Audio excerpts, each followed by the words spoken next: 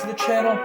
Now, as we all know, there are a bunch of phrases that the British commentators use throughout their time in Formula One that have become embedded into our sort of daily lingo, if you will.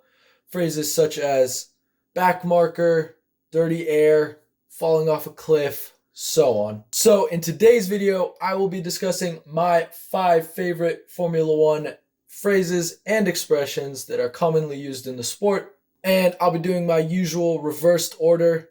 So we'll be starting with number 5, ending with number 1, being my favorite phrase used. And I'll be giving a little bit of an explanation as to each one of these and their meanings.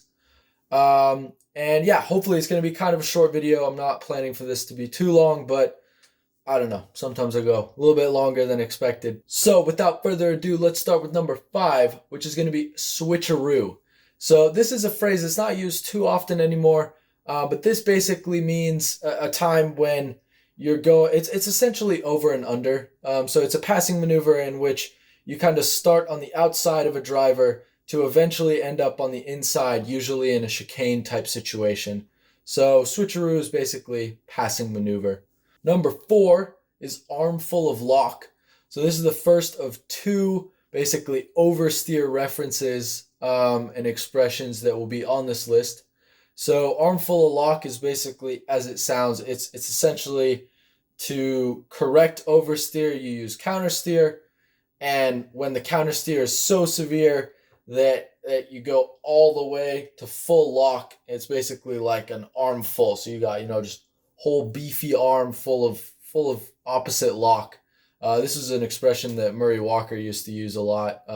There's some great times where, you'd have drivers just like getting out of turns completely incorrectly and saving it. And Murray would be like, oh, he had an arm full of lock over there. Number 3 is going to be the marbles. This is basically like the rubble and kind of scrap, I guess, that you get off of the tires from degradation. It's essentially kind of the little bits of rubber that lie off the line of the track.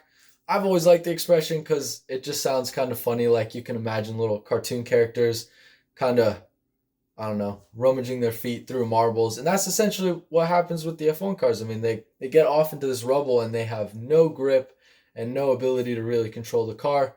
So marbles, one of my favorite ones as well. Now, number 2 is going to be dive bomb. This one is one of the most commonly used expressions, I think, in modern Formula One.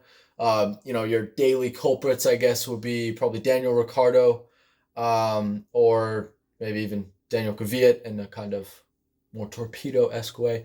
But dive bomb is actually a World War II reference. So this references dive bombers, which were basically, the little World War II planes, kind of little fighter planes that carried bombs on board and would basically dive really close to the surface to where they're bombing. So these would be kind of like, screeching down above buildings, and they'd be, I don't know, maybe 20, 30 feet above a building and just dropping bombs on it.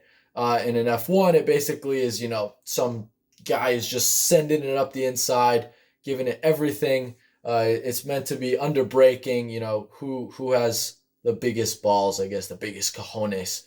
Last of the late breakers. That's what dive bombing is. And number 1, my personal favorite expression is tank slapper.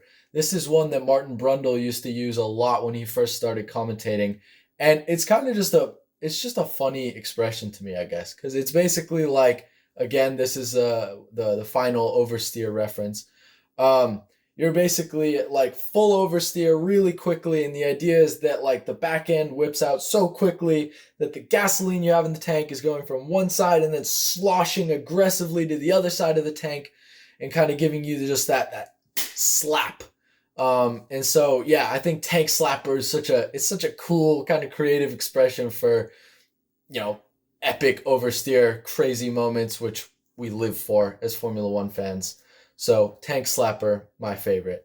And yeah, that concludes this video. I hope you guys enjoyed. I found a microphone lying around in our house, so I could start using my Nikon camera, which I use for photography normally.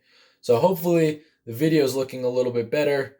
Not sure how the audio is going to be. We're going to see. I'm going to, try to fool around with it and make sure it works out all right so that it's where I want it to be.